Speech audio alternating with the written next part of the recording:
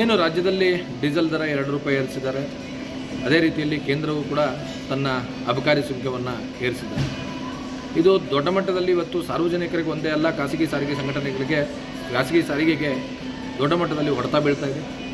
ನಾವು ಕೂಡ ಇವತ್ತು ಅನಿವಾರ್ಯ ಪರಿಸ್ಥಿತಿಯಲ್ಲಿದ್ದು, ಈಗ ಆಲ್ರೆಡಿ ಶಕ್ತಿ ಯೋಜನೆಯಿಂದ ಕುಗ್ಗಿ ಹೋಗಿರ್ತಕ್ಕಂಥ ಒಂದು ಉದ್ದಿಮೆಗೆ ಮತ್ತೊಮ್ಮೆ ಬರೆ ಎಳೆಯುವಂಥ ಕೆಲಸ ಆಗಿದೆ.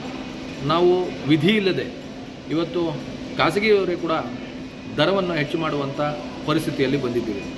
ನಾವೇನೇ ದರವನ್ನು ಇವತ್ತು ಹೆಚ್ಚು ಮಾಡಿದರೆ ಕೂಡ ಇವತ್ತು ಪ್ರಯಾಣಿಕರು ಇಲ್ಲದೇ ಇರತಕ್ಕಂಥ ಖಾಸಗಿ ಸಾರಿಗೆ ದೊಡ್ಡ ಮಟ್ಟದಲ್ಲಿ ತನಗೆ ಹೊಡೆತವನ್ನು ತಿಂದು ಕೂಡ ಸೇವೆಯನ್ನು ನಾವು KSRTC ಮತ್ತು BMTC ದರವನ್ನು ಹೆಚ್ಚು ಮಾಡಿದಾಗಲೂ ಕೂಡ ಮಾಡಿಲ್ಲ.